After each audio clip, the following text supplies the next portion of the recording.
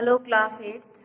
Now I'm going to start a new chapter, data handling, chapter number 5 in your maths textbook. Chapter number 4 हम बाद में लेंगे, practical geometry है वो, उसमें थोड़ा सा कंस्ट्रक्शन वर्क होता है इसलिए हम उसको बाद में डिस्कस करेंगे। डेटा हैंडलिंग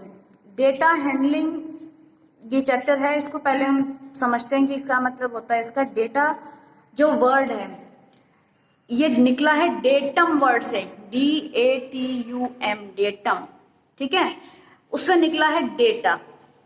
इसको हिंदी में हम जरूर डाटा पढ़ते हैं लेकिन इसको इंग्लिश में इसको हम डेटा पढ़ेंगे। तो डेटम से निकला है ये वर्ड डेटा।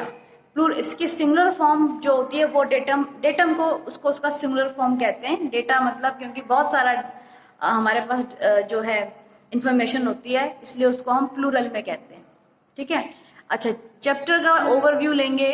चैप्टर का ओवरव्यू इंट्रोडक्शन है, क्या होता है डेटा हैंडलिंग, और ये कोई नया कॉन्सेप्ट नहीं है। नंबर 1 बात, सब 6th में पढ़ चुके हैं, 7th में पढ़ चुके हैं, 8th में थोड़ा सा उसका एक्सटेंशन पढ़ेंगे हम, तो it is not new for you. पहला इंट्रोडक्शन है, दूसरा है रिप्रेजेंटेशन ऑफ डेटा, कैसे उसको रिप्रेजेंट करना है, कैसे करना है वो थर्ड पॉइंट में है। ग्राफ्स में pictograph, bar graph, pie chart या circle chart, double bar graph. उसके बाद है फोर्थ है फ्रीक्वेंसी डिस्ट्रीब्यूशन टेबल, ये बनाना मैं बताऊंगी आपको, आपके बुक में भी है। 5th में है circle chart, pie chart. 6th में है प्रोबेबिलिटी होती है कोई भी काम को वो होगा या नहीं होगा, उसकी संभावना, उसके चांसेस कितने हैं।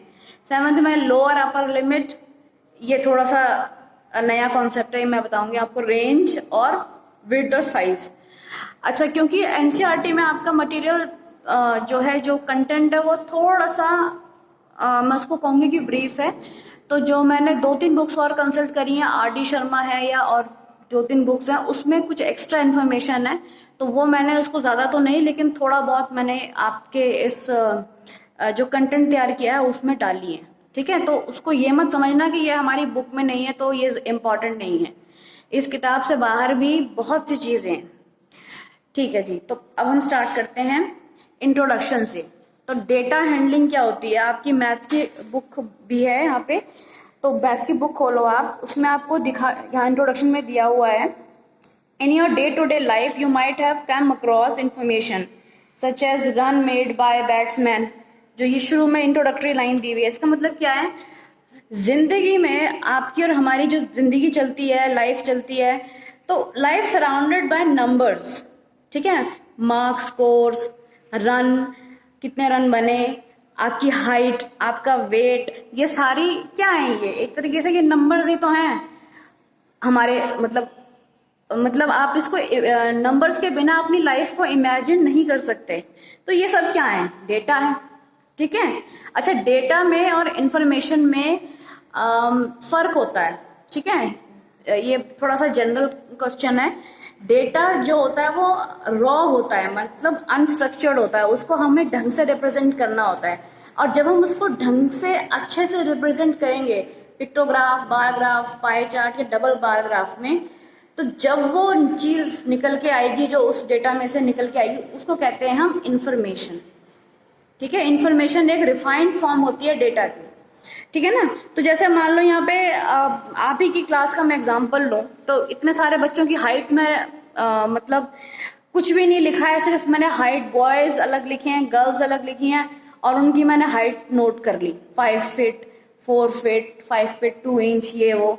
तो ये मेरे पास रॉ डेटा है, ठीक है। अब मैं उससे क्या इंफॉर्मेशन निकालना चाह रही हूँ वो तो मेरे ऊपर डिपेंड करता है, या जो आपका ये रिसर्च कर रहा है ये उसके ऊपर डिपेंड करता है, ठीक है ना। मान लो कोई ये इंफॉर्मेशन निकालना चाह रहा हो कि इस वेट के बच्चों की कितनी हाइट होनी चाहिए, या इस वेट के बच्चों की इतनी हाइट होनी चाहिए, तो मैंने उसको जो है बस जस्ट रॉ डेटा प्रोवाइड करा दिया कि भाई ये हाइट है बच्चों की क्लास की। उसके बाद मतलब दैट डिपेंड्स अपॉन यू कि आपको जो इसके अंदर से कंक्लूजन निकालना है, यानी इन्फॉर्मेशन निकालनी है, वो आप अपने हिसाब से निकालो। तो वो हाइट कैसे पता चलेगा, क्या उससे कंक्लूजन निकल रहा है ना। तो उस हाइट जो वो डेटा है उसको अच्छे तरीके से रिप्रेजेंट जब करेंगे, अपने जो टूल्स हैं हमारे जिनसे हम रिप्रेजेंट करते हैं डेटा को, उससे हमारी रिफाइंड इंफॉर्मेशन निकलती है, जिसका एक सबसे बढ़िया एग्जांपल है आपके जो अब भी रिसेंट में पीए के मार्क्स आपको मिले हैं, या रिपोर्ट कार्ड आपकी होती है। तो रिपोर्ट कार्ड क्या होती है? डेटा होता है, लेकिन उसको ऑर्गेनाइज्ड फॉर्म में दिया होता है ना कि भाई मैथ्स में इतने मार्क्स हैं, अब जब SA1 के मार्क्स आएंगे तो कॉपी के इतने मार्क्स हैं। मैं यूं ही अगर प्लस करके दे दूं, मतलब सीधे 100 में से नंबर दे दूं, तो पूछोगे तो सही कि ये 5 नंबर हमारे कॉपी के थे, 5 हमारी एक्टिविटी के थे, और 80 नंबर का हमारा SA1 का एग्जाम हुआ है। तो इसको कहते हैं कि आपका जो डेटा है वो स्ट्रक्चर्ड वे में, स्ट्रक्चर्ड एक परफॉर्मा में आपको तब जाके जब डेटा उसके अंदर फिल्ड किया गया है तो वो इंफॉर्मेशन बनती है। तो ये फर्क होता है डेटा में और इंफॉर्मेशन में, ठीक है। उसके बाद दूसरा आता है रिप्रेजेंटेशन, मतलब हाउ टू रिप्रेजेंट है।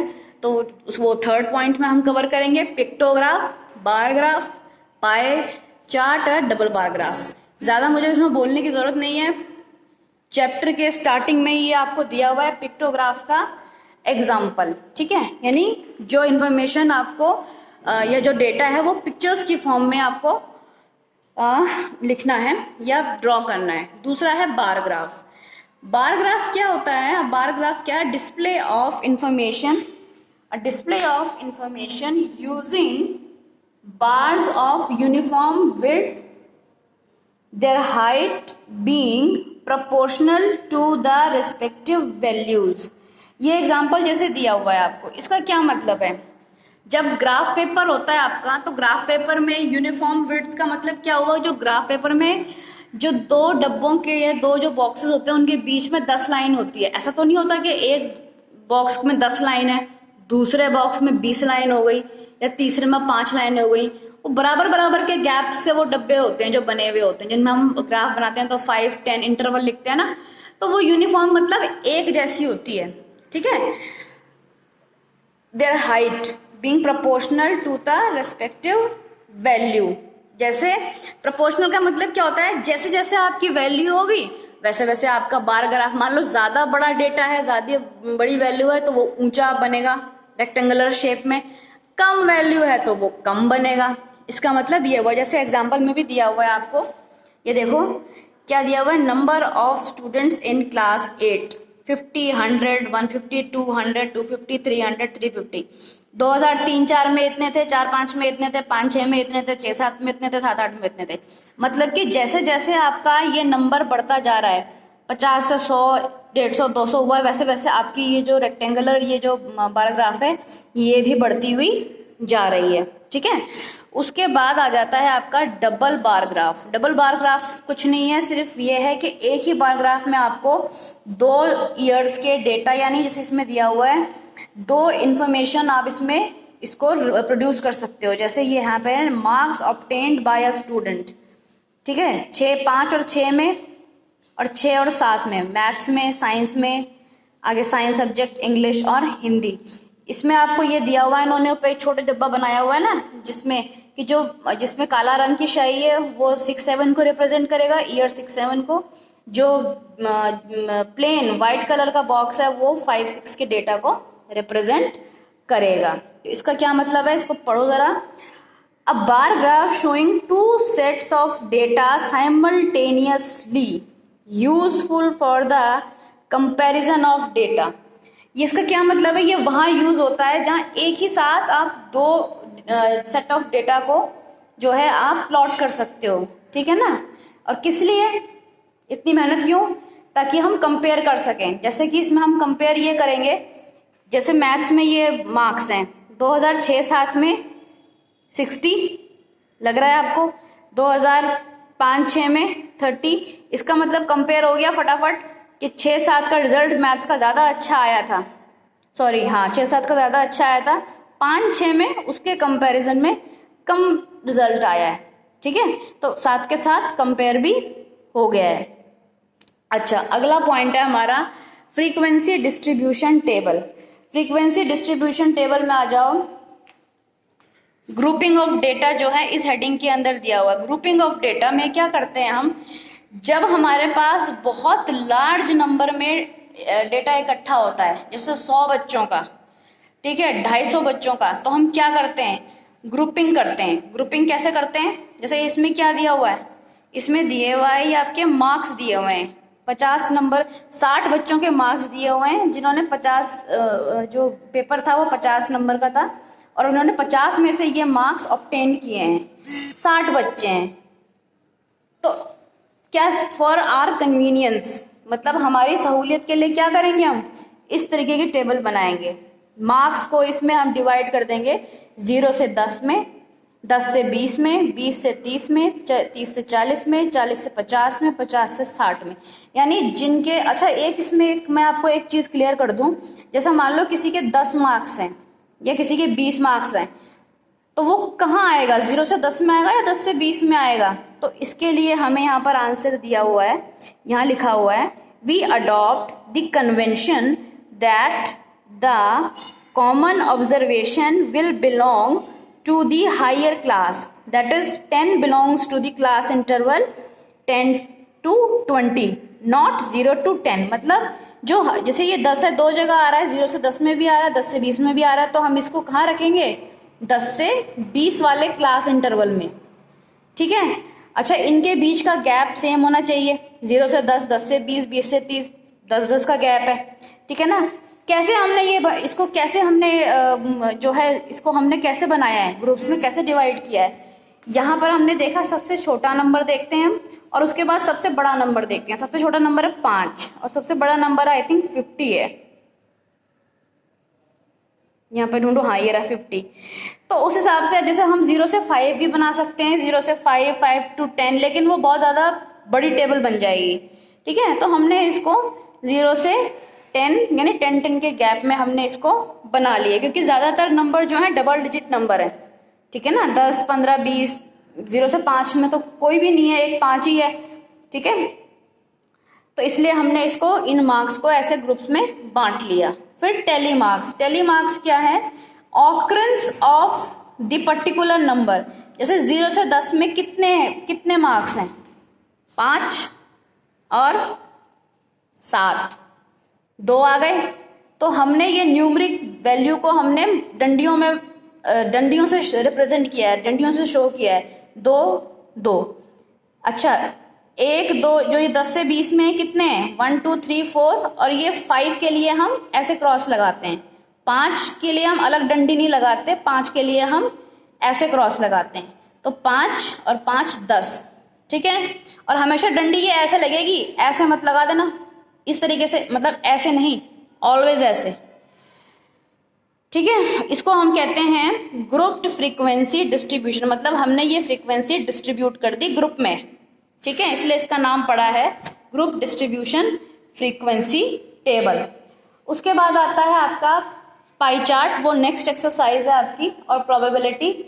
अच्छा, लोअर और अपर लिमिट मैं आपको बता देना चाहती हूँ, जो ये आपका ये है लोअर और अपर लिमिट, ये क्या होती है, 10 से 20 का ये आपका क्लास साइज है, ठीक है। तो इसमें ये 10 हो गया आपकी लोअर लिमिट और 20 हो गया आपका अपर लिमिट, ठीक है। इसी तरीके से रेंज क्या हुई, मान लो आपके पास डेटा दिया हुआ है 4 8 3 2 0 1, तो इनमें से जो रेंज क्या होती है, लोअर नहीं, मैक्सिमम जो सबसे बड़ा वाला क्या है 8 और सबसे मिनिमम क्या है 0, तो इसको हम क्या लिख सकते हैं 8 - 0, ये हमारी डेटा की रेंज हो गई है। ये सारा मैं आपको उसमें भी दूंगी, लिखे हुए रिटन फॉर्म में भी दूंगी, पर समझ लो। 9th में आता है विड्थ क्या होता है, जैसे आपका 10 to 20 है, तो इन दोनों का डिफरेंस क्या है, माइनस करने पे क्या आया 10, तो ये इसका साइज हो गया, मतलब इनके बीच का डिफरेंस, ठीक है। I hope you all understand, this is the basic introduction of this chapter. और जैसे जैसे हम इस क्लास को आगे बढ़ाते जाएंगे और नए कॉन्सेप्ट सीखते जाएंगे। Thank you.